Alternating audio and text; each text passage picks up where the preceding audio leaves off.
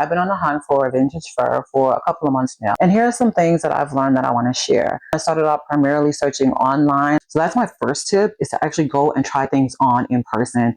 It's really important for you to get to know like the style that you like what cut you want. Do you want a full length fur? Do you want a stroller? Do you want a stole? Do you want a jacket? Like, do you want a vest? There's so many different styles and types and lengths. In addition, like, it's a good idea to try things on so you get familiar with the different types of fur. I knew very little about fur. I do own a fox fur stole that I bought for my wedding, and I literally wore it for my wedding and never wore it again. I've been married for 19 years.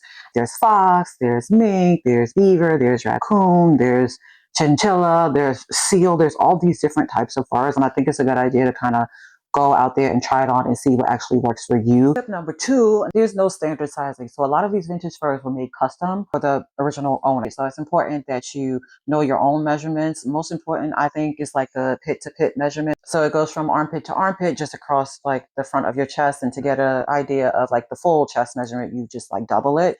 Shoulder is also a good one as well to know. Length of sleeves. Back in the day, women wanted to showcase their jewelry and their bracelets and their nice fancy gloves and stuff like that. So a lot of the sleeves are shorter. So that's another thing to consider. If you're taller or have like longer limbs, or if you just don't want to wear shorter sleeves, you want longer sleeves. Or say it wasn't a custom piece, it might say small or medium or large, but sizing changes. And like a medium in 1980, 1990 is not a medium today, right? It's probably a small today.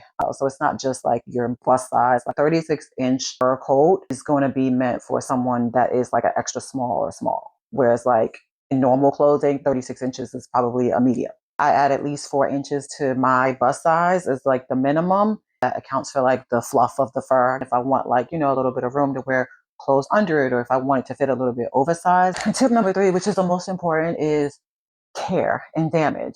Fur needs to be stored in a particular type of environment in terms of climate and humidity in order to last. It can last for years and years and years and years, but a lot of times people don't store them properly. You don't know what it is that you're going to get when you're buying fur, especially online. As I started to go down the rabbit hole, I started to learn about dry rot. Like, the leather side of the fur can get dried out if it's not stored in the proper climate. And over time, that starts to break down and kind of crumble. And like, you might get shedding, and you have pieces just kind of like falling out.